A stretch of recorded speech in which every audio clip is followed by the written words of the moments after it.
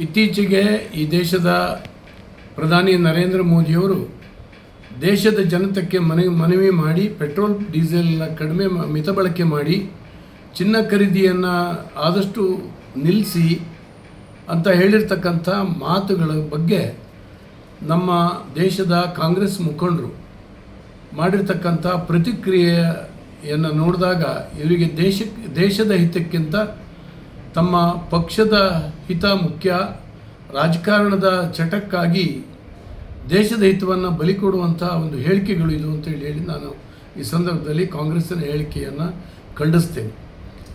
ತಾವು ಗಮನಿಸಬೇಕು, ಈ ಸಂದರ್ಭದಲ್ಲಿ ಯುದ್ಧದ ಸಂದರ್ಭದಲ್ಲಿ ಈ ದೇಶದ ಪ್ರಧಾನಮಂತ್ರಿಯಾಗಿದ್ದಂಥ ಲಾಲ್ ಬಹದ್ದೂರ್ ಶಾಸ್ತ್ರಿಯವರು ಒಂದು ವಾರಕ್ಕೆ ಒಂದು ಊಟ ಬಿಡಿ ಅಂತೇಳಿ ಹೇಳಿ ಜನತೆಗೆ ಮನವಿ ಮಾಡಿದರು. ಅದಕ್ಕೆ ಸ್ಪಂದಿಸಿದ್ರು ಭಾಳಷ್ಟು ಜನ. ಹಾಗೆಯೇ 67ರಲ್ಲಿ ಆಗಿನ ಪ್ರಧಾನಮಂತ್ರಿ ಶ್ರೀಮತಿ ಇಂದಿರಾ ಗಾಂಧಿಯವರು ಕೂಡ ಈ ದೇಶದ ಜನಕ್ಕೆ ಕರೆ ಕೊಟ್ಟಿದ್ದರು, ಚಿನ್ನವನ್ನು ಜಾಸ್ತಿ ಖರೀದಿ ಮಾಡಬೇಡಿ, ಇದರಿಂದ ವಿದೇಶಿ ವಿನಿಮಯದ ಮೇಲೆ ದುಷ್ಪರಿಣಾಮ ಆಗ್ತದೆ, ದೇಶದ ಆರ್ಥಿಕತೆಯ ಮೇಲೆ ದುಷ್ಪರಿಣಾಮ ಆಗ್ತದೆ ಅಂತ ಹೇಳಿ ಅವತ್ತು ಮನವಿ ಮಾಡ್ಕೊಂಡಿದ್ದರು. ಹಾಗೆಯೇ 2013ರಲ್ಲಿ ಅವತ್ತಿನ ಕೇಂದ್ರದ ಆರ್ಥಿಕ ಸಚಿವ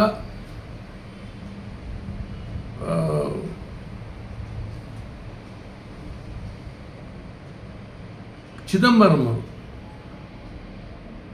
ಬ್ಯಾಂಕ್ಗಳಿಗೆ ಕರೆ ಕೊಟ್ಟಿದ್ದರು, ಚಿನ್ನದ ನಾಣ್ಯಗಳನ್ನು ಬಿಡುಗಡೆ ಮಾಡಬಾರ್ದು ಮತ್ತು ದೇಶದ ಮಹಾಜನತೆ ಚಿನ್ನವನ್ನು ಬಹಳ ಪ್ರಮಾಣದಲ್ಲಿ ಖರೀದಿ ಮಾಡದಿದ್ದಾಗೆ ಅದನ್ನು ತಡೆಗಟ್ಟಬೇಕು, ಇಲ್ಲದಿದ್ದರೆ ದೇಶದ ಆರ್ಥಿಕತೆಯ ಮೇಲೆ ಭಾರಿ ದುಷ್ಪರಿಣಾಮ ಆಗ್ತದೆ ಅಂತ ಹೇಳಿ ಅವತ್ತು ಕೂಡ ಮನವಿ ಮಾಡ್ಕೊಂಡಿದ್ದರು.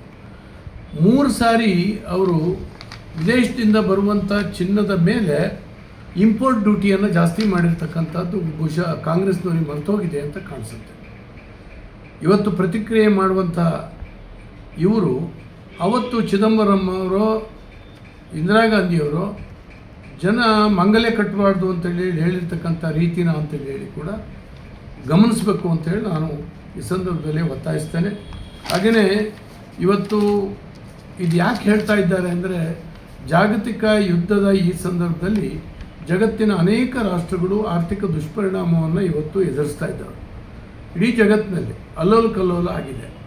ಹಾಗೆಯೇ ಇದರ ಪರಿಣಾಮವಾಗಿ ವಿದೇಶಿ ವಿನಿಮಯವನ್ನು ಜಾಸ್ತಿ ಮಾಡ್ಕೊಳ್ಳುವಂಥದ್ದು ಮತ್ತು ಈಗಾಗಲೇ ಕುಸಿದಿರ್ತಕ್ಕಂಥ ಆರ್ಥಿಕತೆ, ನಾವು 4ನೇ ಅತಿ ದೊಡ್ಡ ಆರ್ಥಿಕತೆಯ ರಾಷ್ಟ್ರವಾಗಿದ್ವಿ, ಈಗ ಇತ್ತೀಚಿನ ಸಮೀಕ್ಷೆ ಇರ್ತದೆ 6ಕ್ಕೆ ಇಳಿದಿದ್ದೇವೆ ಅಂತೇಳಿ.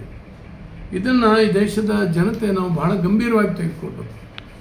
ಒಂದು ಆಡಳಿತದ ದೃಷ್ಟಿಯಿಂದ ಕೇಂದ್ರ ಸರ್ಕಾರ ಏನೇನು ಮಾಡಬೇಕು ಮಾಡ್ತಾ ಇದೆ, ಆದರೆ ನಾವು ಕೂಡ ಭಾಗವಹಿಸಬೇಕು ಈ ಆರ್ಥಿಕತೆಯ ಈ ಸಂದರ್ಭದಲ್ಲಿ. ಕೋವಿಡ್ನಲ್ಲಿ ಯಾವ ರೀತಿ ನಾವು ಭಾಗವಹಿಸಿದ್ವೋ ಅದೇ ರೀತಿ ಭಾಗವಹಿಸಬೇಕು ಅಂತ ಹೇಳಿ ಪ್ರಧಾನಿಯವರು ದೇಶಕ್ಕೆ ಕರೆ ಕೊಟ್ಟಿರ್ತಕ್ಕಂಥದ್ದು ತುಂಬ ಸಮಯೋಚಿತವಾಗಿದೆ ಅನ್ನುವಂಥ ಮಾತನ್ನು ಈ ಸಂದರ್ಭದಲ್ಲಿ ಹೇಳ್ತಾ, ದೇಶದ ಆರ್ಥಿಕ ರಕ್ಷಣೆಗೆ ನಾವೆಲ್ಲರೂ ಕೂಡ ಕಟಿಬದ್ಧರಾಗೋಣ. ಕಾಂಗ್ರೆಸ್ಸಿನ ಈ ರೀತಿ ಲಘುವಾಗಿರ್ತಕ್ಕಂಥ ಮಾತುಗಳು ಅವರ ಮಾನಸಿಕತೆಯನ್ನು ತೋರಿಸ್ತದೆ. ದೇಶದ ಮೊದಲು ಅನ್ನೋದಕ್ಕಿಂತ ಅವ್ರ ರಾಜಕಾರಣ ಮೊದಲು ಅನ್ನುವಂಥದ್ದನ್ನು ತೋರಿಸ್ತಾ ಇದ್ದಾರೆ. ಆದರೆ ಮೋದಿಯವರ ಮಾತಿಗೆ ಸ್ಪಂದಿಸಬೇಕಾಗ್ತದೆ, ನಾವು ಕೂಡ ಅವ್ರ ಜೊತೆ ಕೈ ಜೋಡಿಸ್ಬೇಕಾಗ್ತದೆ. ಆಗ ಮಾತ್ರ ಈ ರಾಷ್ಟ್ರ ಮೇಲೆ ಬರಲಿಕ್ಕೆ ಸಾಧ್ಯ ಆಗ್ತದೆ ಅನ್ನುವಂಥ ಮನವಿಯನ್ನು ನಾನು ಕೂಡ ಮಾಡ್ತಾಯಿದ್ದೀನಿ.